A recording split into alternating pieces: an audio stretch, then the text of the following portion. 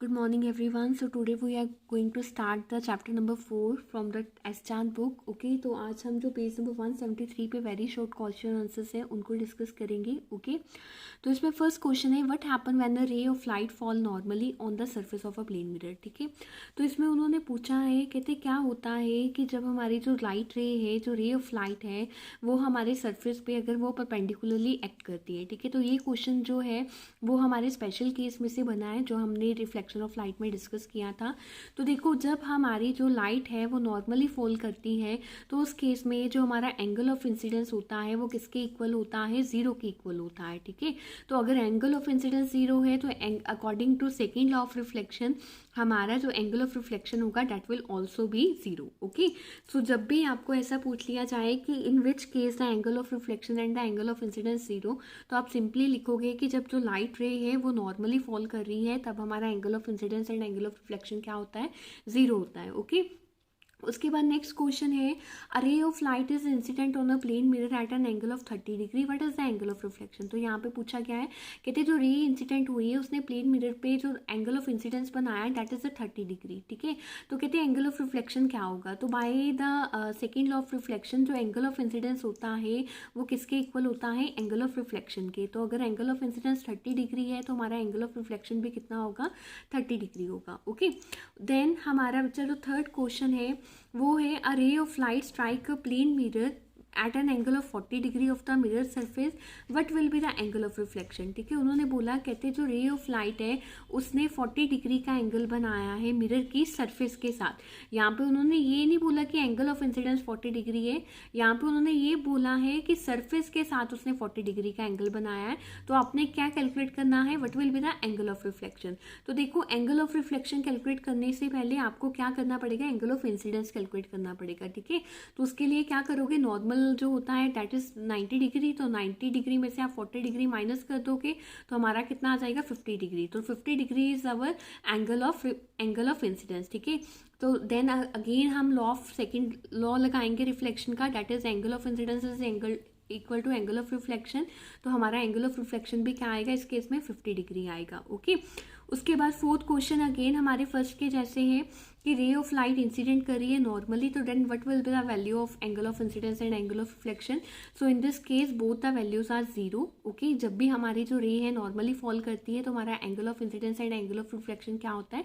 Zero होता है. Okay, next question है what type of image is formed in a plane mirror and on a cinema screen. ठीक है, देखो, जो प्लेन मिरर होता है उसमें बच्चा वर्चुअल इमेज बनती है. ठीक है, क्योंकि जो वर्चुअल इमेज होती है वो क्या होती है? इरेक्ट होती है, वो बिल्कुल सीधी होती है. तो इस केस में प्लेन मिरर में हमारे पास कौन सी इमेज बनेगी? वर्चुअल इमेज बनेगी. ठीक है, एंड जो सिनेमा स्क्रीन होती है उसमें हमारे पास रियल इमेज बनती है. वो क्यों बनती है? क्योंकि सिनेमा स्क्रीन में जो हमारा मिरर यूज़ होता है वो कनकेव मिरर यूज़ होता है, और जो हमारा कनकेव मिरर होता है वो ऑलवेज कौन सी इमेज बनाता है? हमारी रियल इमेज बनाता है. ठीक है, उसके बाद सिक्स क्वेश्चन है what kind of mirror is required for obtaining a virtual image. ठीक है, of the same size as the object. तो ये आपको पता है कि प्लेन मिरर, क्योंकि जब प्लेन मिरर में हम खुद को देखते हैं तो हमारा साइज वही रहता है, कोई भी ऑब्जेक्ट हो उसका साइज वही रहता है, तो कुछ चेंज नहीं आता है. ठीक है, उसके बाद बच्चा सेकंड क्वेश्चन है what is the name of the phenomena in which the right side of object appear to be the left side of the image in a plane mirror. ठीक है, कि राइट साइड जो है हमारे object की वो left side appear हो. तो ये हमने डिस्कस भी किया था कि अगर हम मिरर में अपना पेज लेके पेज पे कुछ भी लिखे, सपोज मैंने पेज पे लिखा रेड, और अगर उसमें मिरर में देखूंगी तो वो मेरे को क्या दिखाई देगा? इन्वर्टेड दिखाई देगा. तो उससे हम उस फिनोमिना को हम क्या बोलते हैं? लेटरल इन्वर्जन बोलते हैं. ठीक है, उसके बाद 8 क्वेश्चन है कि कौन सा फिनोमिना रिस्पॉन्सिबल है कि अगर हम मिरर के सामने बैठे हैं तो जो हमारा राइट हैंड है वो मिरर में क्या दिखाई दे रहा है? लेफ्ट हैंड दिखाई दे रहा है. तो उस फिनोमिना को हम क्या बोलते हैं? लेटरल इन्वर्जन बोलते हैं. ओके, उसके बाद बच्चा जो हमारा 9th क्वेश्चन है वो है if an object is placed at a distance of 10 centimetre in front of a plane mirror how far would it be from its mirrors. ठीक है, तो कहते हैं कि अगर जो हमारा ऑब्जेक्ट का डिस्टेंस है वो इमेज से, वो प्लेन मिरर से 10 सेंटीमीटर का है, तो कहते हैं कि उसका जो ऑब्जेक्ट का डिस्टेंस होगा इमेज से वो कितना दूर होगा. ठीक है, तो सबसे पहले इस बात को समझो कि अगर ऑब्जेक्ट मिरर से 10 सेंटीमीटर दूर है तो इट मीन्स जो इमेज होगी वो भी अपने मिरर से 10 सेंटीमीटर दूर होगी. ठीक है, तो टोटल डिस्टेंस क्या हुआ ऑब्जेक्ट और इमेज के बीच में? 10 + 10, तो ये कितना हो गया? 20 सेंटीमीटर. ओके, नेक्स्ट है 10th क्वेश्चन है, कहते हैं which property of light make a pencil cast या shadow when it is held in the front of a light source. तो हमें पता है जो हमारी लाइट है that is travel in a straight line. Okay, तो लाइट की इसी प्रॉपर्टी को हम क्या बोलते हैं, रेक्टिलिनियर प्रोपिगेशन ऑफ लाइट। तो इस केस में क्या होता है, हमें ये भी पता है कि हमारी शेडो कब अपीयर होती है, जब जो हमारा ऑब्जेक्ट होता है वो क्या होना चाहिए, ओपेक होना चाहिए, क्योंकि जो ओपेक ऑब्जेक्ट होते हैं वो शेडो कास्ट करते हैं, transparent and translucent object shadow cast नहीं करते हैं। ठीक है, उसके बाद कहते 11th क्वेश्चन है, the image seen in a plane mirror can not be formed on a screen, what name is given to this type of image. तो ये हम ऑलरेडी डिस्कस कर चुके हैं, जो प्लेन मिरर में स्क्रीन हमारी इमेज बनती है that is a virtual image because it is erect. Okay, उसके बाद क्वेश्चन नंबर 12 है फिलिंग द ब्लैंक्स। तो इसमें है when light is reflected the angle of incidence and angle of reflection are, दोनों क्या होंगे, इक्वल होंगे, बिकॉज हमारा लॉ ऑफ रिफ्लेक्शन भी कहता है the angle of incidence is always equal to angle of reflection. Okay, उसके बाद बच्चा क्वेश्चन नंबर 13 है ट्रू फॉल्स है, an object says that we can see an object because light from our eyes is reflected back by the object. कहते हैं हम तभी object देख पाते हैं बिकॉज लाइट उस ऑब्जेक्ट से क्या होती है, रिफ्लेक्ट होती है, तो दैट इज फॉल्स। ओके, उसके बाद है where is the image when you look at something in a mirror. ठीक है, तो देखो इमेज कहाँ पे बनती है, तो इमेज हमेशा जो मिरर होता है उसकी बैक साइड पे बनती है। ओके, उसके बाद क्वेश्चन नंबर 15 है a ray of light strike a plane mirror such that its angle of incidence is 30 degree. ठीक है, and where does the what angle does the reflected ray make with the mirror surface. तो आपने देखो बताना है कि जो reflected ray होगी उसने मिरर की सरफेस के साथ कितना एंगल बनाया। तो यहाँ पे आपको सिंपली एंगल ऑफ इंसिडेंस दिया है दैट इज 30 डिग्री। अगर बच्चा एंगल ऑफ इंसिडेंस 30 डिग्री है तो हमारा एंगल ऑफ रिफ्लेक्शन भी क्या होगा, 30 डिग्री होगा। ठीक है, तो अभी हमने क्या निकालना है, अभी हमने निकालना है कि उसने सरफेस के साथ कितना बनाया होगा। तो सरफेस के साथ निकालने के लिए हम क्या करेंगे, 90 माइनस 30 कर देंगे, दैट विल बी 60। ओके, तो ये थे हमारे वेरी शॉर्ट क्वेश्चन आंसर्स। उसके बाद जो क्वेश्चन नंबर 16 है that is the short answer type question. Okay, तो इसमें फर्स्ट क्वेश्चन है that what is the difference between a real image and virtual image, give one example of each. ठीक है, तो देखो कहते हैं कि क्या मतलब इनमें डिफरेंस है रियल इमेज में एंड वर्चुअल इमेज में। तो देखो जो रियल इमेज होती है that can be obtain on a screen. Okay, and virtual image can not B obtain on a screen. तो वर्चुअल इमेज कौन बनाता है, हमारा प्लेन मिरर बनाता है, और रियल इमेज हमारा कौन बनाता है, सिनेमा स्क्रीन बनाता है। ओके, उसके बाद 17 क्वेश्चन है the letter F is placed in front of a plane mirror, how would its image look like when seen in a plane mirror, what is the name of phenomena involved। okay, तो देखो बच्चा इसमें उन्होंने पूछा है, कहते जो letter F है अगर उसको मैं प्लेन मिरर के सामने देखूंगा तो कहते जो हमारी इमेज होगी वो किस तरह से बनेगी, और ऐसी इमेज अगर बनती है तो वो उस फिनोमिना को हम क्या बोलते हैं। ठीक है, तो देखो हमारी जो इमेज है वो इस तरह से बनेगी और इस फिनोमिना को हम क्या बोलते हैं, लेटरल इन्वर्जन बोलते हैं। ओके, उसके बाद बच्चा नेक्स्ट क्वेश्चन है what is the lateral inversion, explain by giving suitable example. ठीक है, तो हमने अभी डिस्कस किया कि अगर हम कोई भी ऑब्जेक्ट प्लेन मिरर के सामने रखते हैं तो अगर ऑब्जेक्ट के लेफ्ट साइड हमें राइट अपीयर होती है तो उस फिनोमिना को हम क्या बोलते हैं, लेटरल इन्वर्जन बोलते हैं। तो यहाँ पे आप कोई भी एग्जाम्पल दे सकते हो। यहाँ पे जो इन्होंने एग्जाम्पल दी है वो क्या है कि अगर हम रेड को एक पेज पे रेड लिख के उसको मिरर के आगे देखेंगे तो वो हमें कुछ इसे जो बी इमेज में दिखाई दे रहा है इस तरह से अपीयर होगा। ओके, उसके बाद बच्चा नेक्स्ट क्वेश्चन है 19 क्वेश्चन है write the word ambulance as would it would appear when reflected in a plane mirror, why is it sometime written in this way on the front of ambulance. ठीक है, कहते अगर आप ambulance देखोगे तो वहाँ पे जो एम्बुलेंस के स्पेलिंग होते हैं वो इस तरह से लिखे होते हैं, यानी कि इनवर्स लिखे होते हैं।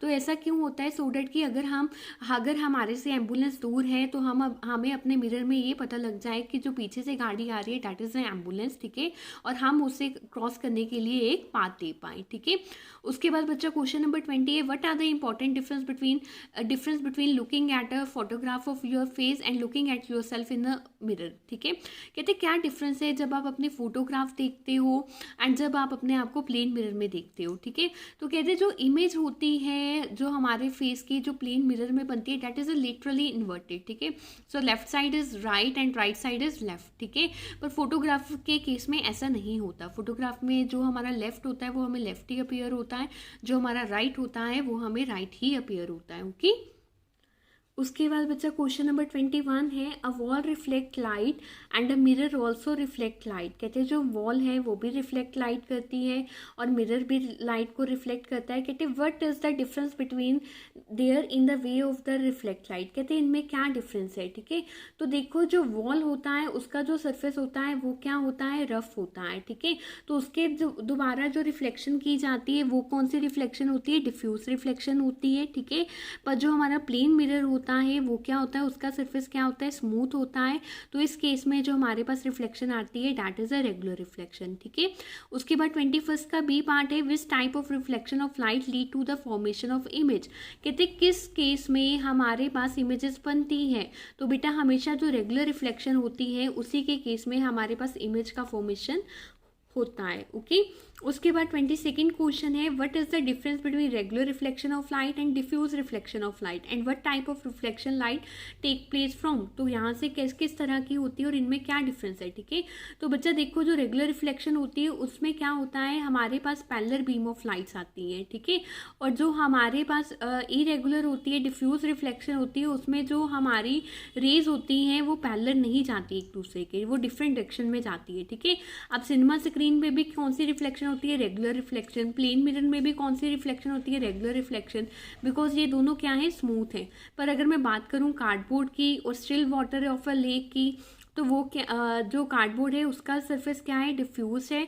जो स्टिल वाटर है, जो पानी खड़ा हुआ है, वो क्या है, हमारी रेगुलर रिफ्लेक्शन है। ओके, उसके बाद बच्चा 23rd क्वेश्चन है, what can you see in a complete dark room. आपको कंप्लीट डार्क रूम में क्या दिखेगा। If you switch on an electrical bulb in this dark room as a light source, explain how could you see now. ठीक है, आप क्या देख पाओगे। तो कहते हैं आपको देखो सबसे पहले अगर हम डार्क रूम में देखते हैं तो हमें कुछ भी दिखाई नहीं देगा। ठीक है, तो कहते हैं कि अगर हम इलेक्ट्रिकल बल्ब जगाते हैं तो क्या करेगा, इलेक्ट्रिकल बल्ब जो होगा वो अपने में से लाइट एमिट करेगा। ठीक है, और क्या होगा, देखो अगर इलेक्ट्रिकल बल्ब अपने में से लाइट एमिट करेगा तो जो वहाँ पे पेपर पड़ा होगा वो उस लाइट को क्या करेगा, रिफ्लेक्ट बैक करेगा। ओके, उसके बाद बच्चा 24 क्वेश्चन है, a boy with mouth 5 centimetre wide stand 2 metre away from a plane mirror. ठीक है, and where is his image and how wide is the image of his mouth is form. ठीक है, तो कहते हैं देखो इमेज जो है, जो हमारा बॉय है वो 2 मीटर अवे खड़ा है प्लेन मिरर से। तो अगर बेटा देखो वो 2 मीटर दूर खड़ा है तो उसकी इमेज भी 2 मीटर उससे क्या बनेगी, दूर ही बनेगी। ठीक है, और अगर उसके बॉय का जो माउथ का 5 सेंटीमीटर वाइड है तो उसकी इमेज में भी वो कितना आएगा, 5 सेंटीमीटर वाइड ही आएगा। ओके, उसके बाद इसका बी पार्ट है, the boy walk toward the mirror at a speed of 1 metre per second, at what speed does he image approach him.